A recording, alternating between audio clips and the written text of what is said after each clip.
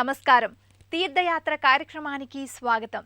విష్ణువే కన్నయ్యగా ఇలపై నడిచిన దేవదేవుడు నవనీత చోరుడు, కాళీయ మర్దనుడు, మురళీలోలుడు, గోపికా హృదయ మందారుడు, మోముపై నవ్వురాజిల్లే చిద్విలాస పురుషోత్తముడు.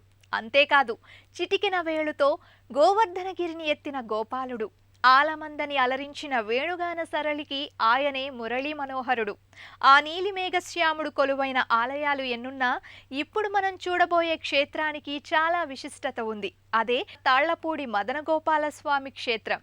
ఈ ఆలయాన్ని నేటి తీర్థయాత్రలో వీక్షిద్దాం.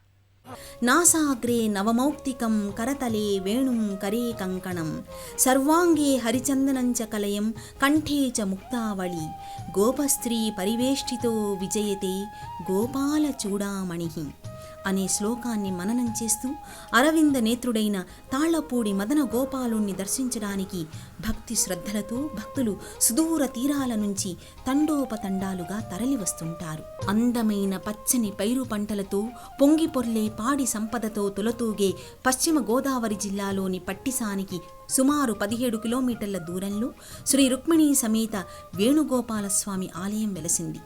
శతాబ్దాల నాటి క్రితమే ఈ ఆలయం ఎంతో చారిత్రక నేపథ్యాన్ని సంతరించుకుంది. అంతేకాదు, పురాణ ప్రాశస్త్యంలో కూడా ఎంతో ప్రత్యేకతను సొంతం చేసుకున్న మహామహిమాన్విత క్షేత్రం. నీలి మేఘశ్యాముడి వర్ణ సమాంతర క్షేత్రమా అన్నట్టు ఆలయం మొత్తం నీలి వర్ణమయ శోభితంగా ఇక్కడ దృశ్యమానమవుతుంది. తాళ్లపూడి ప్రధాన రహదారి ప్రక్కనే మదనగోపాలుడి దివ్యక్షేత్రం ప్రశాంత వాతావరణంలో నెలకొని ఉంది. ఆలయ పరిసర ప్రాంతాలు హరితవర్ణ శోభతో ప్రకృతి కృష్ణప్రియ సఖి రాధాదేవిగా స్వామివారిని ఆలింగనం చేసుకున్నట్టుగా ఉంటుంది. ప్రకృతి పురుషుల ప్రణయతత్వానికి మదన గోపాలస్వామి ఆలయం ఒక సాక్షిభూతంగా గోచరమవుతుంది.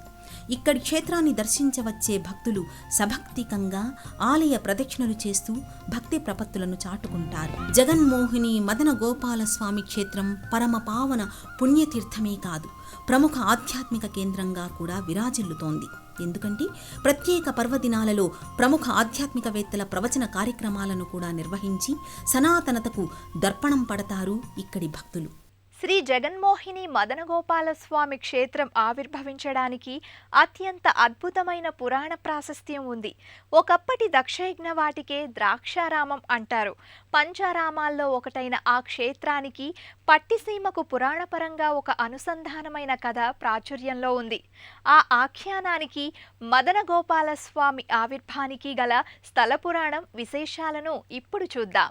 దక్షయజ్ఞంలో తన తండ్రి చేత పరాభవానికి కారణమైన సతీదేవి దుఃఖించింది. ఆ అసంఘటిత చర్యకు సతీదేవి తన కాలి బొటనవేలితో అగ్నిని సృష్టించి యోగాగ్నిలో దగ్ధమయ్యింది. ఆ ఘోరస్థితికి ఆగ్రహోదగ్రుడైన పరమశివుడు తన జటాజూటంతో వీరభద్రుణ్ణి ఉద్భవింపచేశాడు.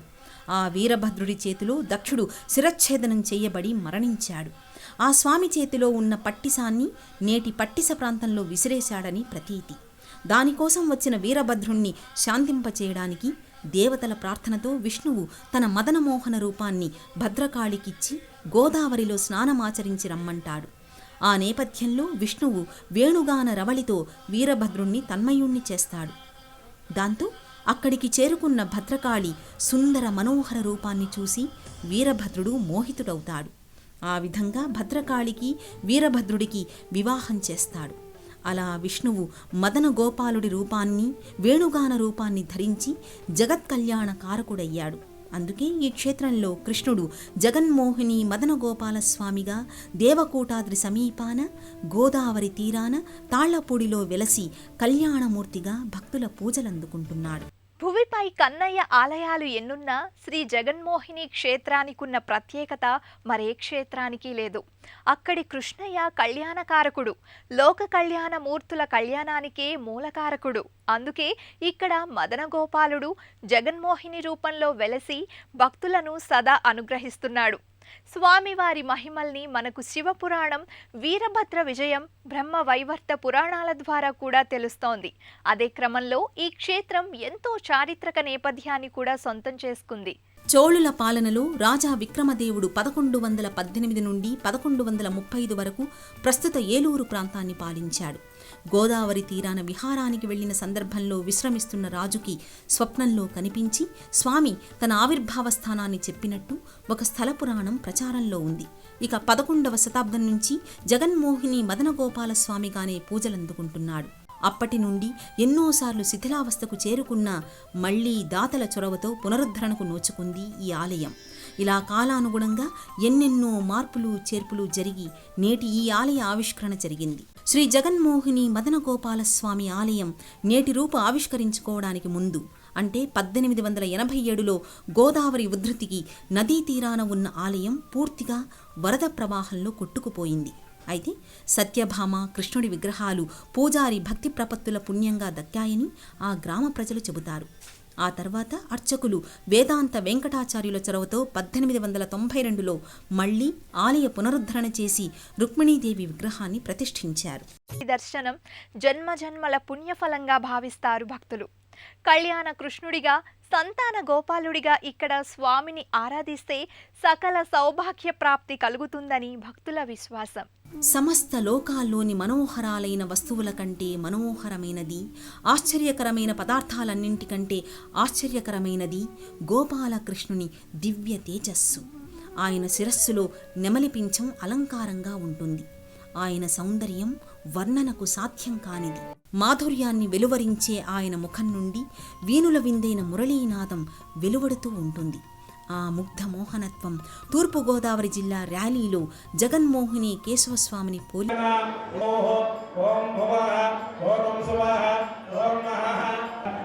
తాళపూడి గ్రామ క్షేత్రవాసన శ్రీ రుక్మిణి సత్యభామా సమేత శ్రీ మదనగోపాలస్వామిన ప్రీత్యర్థం దేవస్య దివ్యప్రకాశిత్యర్థం లోక కళ్యాణార్థం శాంగోపాంగ సర్వమంగళ.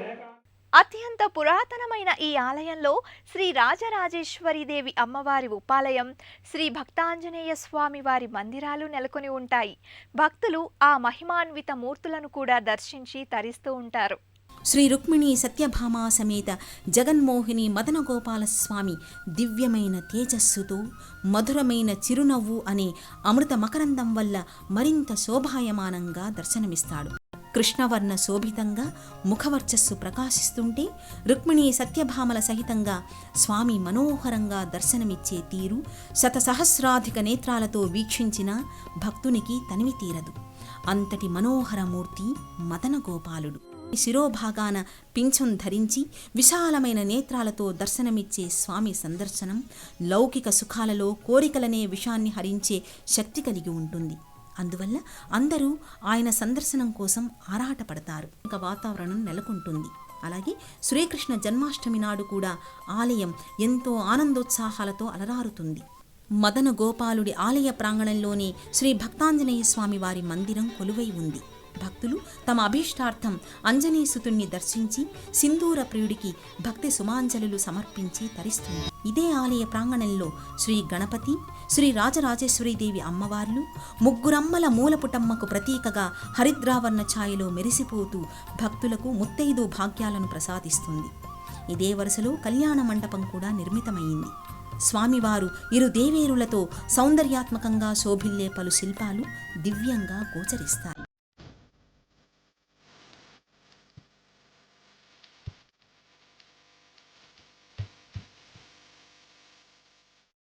తాళ్లపూడి శ్రీ జగన్మోహన మదన గోపాల స్వామి క్షేత్రాన్ని దర్శించుకున్నాం కదా. ఆ స్వామి భక్తుల అభీష్టాలు తీర్చి సదా సంరక్షిస్తూ ఉండాలని ఆశిద్దాం. మరో తీర్థయాత్ర కార్యక్రమంలో మళ్ళీ కలుద్దాం.